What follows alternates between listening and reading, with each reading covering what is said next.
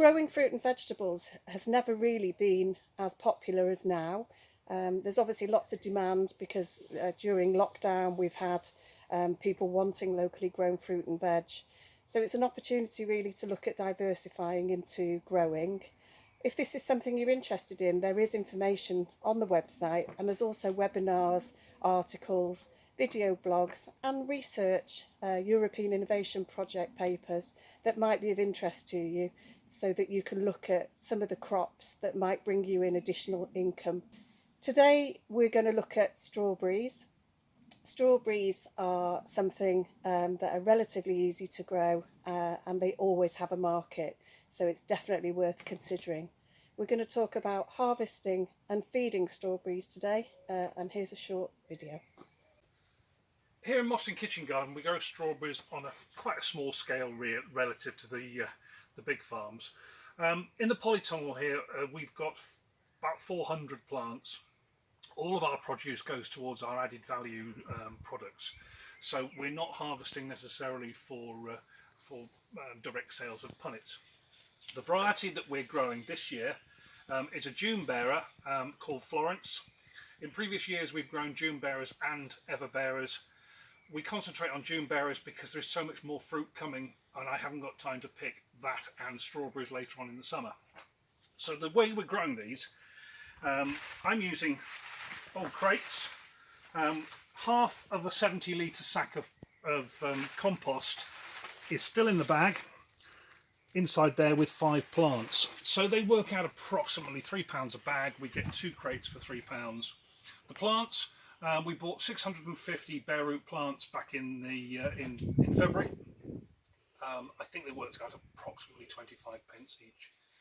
Now we're coming towards the end of the harvesting, but you can see we've still got some quite reasonable fruit here. I mean, this fruit is good enough to sell in punnets, but is absolutely perfect for our jam production. There's been quite a lot of work involved in taking off runners. We need to do another session of it. I don't want the plants wasting energy producing runners when they can be producing strawberries. You can let some of these grow on.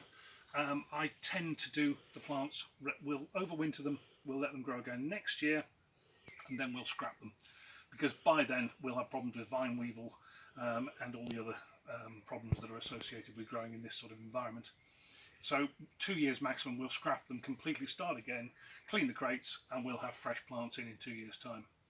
Now, in terms of feeding, we're not on a scale where we can afford to spend a lot of money on complicated inline dositrons or dosimeters or whatever the brand is that you call them, that are going to inject concentrated feed into the water line. We are fortunate to have a high pressure water system here, so I've actually got drippers in every crate, so I can turn on a water system and water them with the drippers, and we're running off lines on these crates.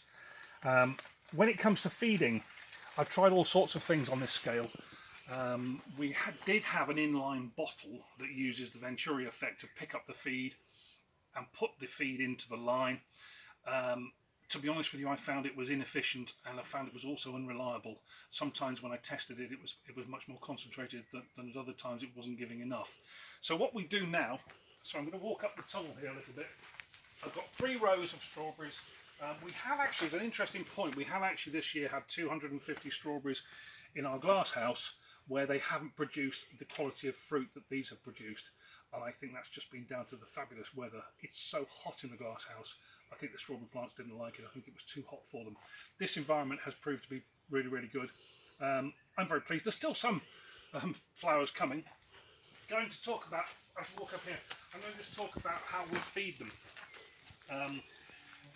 You can buy a meter. I think these £20. You don't have to spend £90 on these things. You can get. I've only ever bought these ones at £20. It does exactly what I want. This will measure the concentration. Electric prongs. You stick it in the liquid, switch it on. It will give you a reading. Without going into the physics and the chemistry of it, I'm looking for a reading of approximately 1300. Now we have a big problem with our private water supply, in that it's a very, very hard water, so a huge amount of the 1300 that I'm looking for as feed is taken up by the calcium salts in our hard groundwater. So we harvest rainwater for feeding. I've got several IBCs. Obviously the roof, off the roof of the polytunnel provides quite a lot, so I know that I've got rainwater that I can fill these tanks with. And at this point, 1,000 litres of rainwater, and then what I do is I make up a stock feed. Now this has come straight from a powdered, bought-in form from a company like Solifeed. This is a strawberry feed C recipe. It's a standard stock recipe, so I'm not having to pay them to make up and match my water supply. I mix this as a stock solution, half a kilo roughly in 5 litres, and I know that I want about 1.5 to 2 of those into this tank, give it a good stir, and then when I want to send it round the strawberries, I can fill this tank, and I've got a 35-pound submersible pump, which I can connect to a hose line, and to be honest with you, the drippers don't work efficiently enough at that pressure. I go round with a hose pipe and feed them. And I'm feeding them certainly every second day. If it's hot, they're having the drippers on as well. Obviously that's washing some of the feed out. I could be feeding every day. It's a little bit of a labour intensive job, but I think on the scale we're going, it's not cost effective to be buying much more expensive equipment. It's small scale, and I'm trying to keep the costs down, obviously, to a minimum, but I think we're still producing some pretty good fruit. We're coming to the end now. I mean, fruit of this quality can easily go into punnets.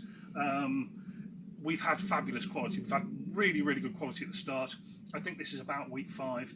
We've already harvested off these plants, this 400 plants, about 120 kilos of strawberries, which I'm quite happy with. I don't know how that compares with the technical people, but it's more than enough for what we want. So the variety is Florence, quite a dark strawberry, works really well for our product.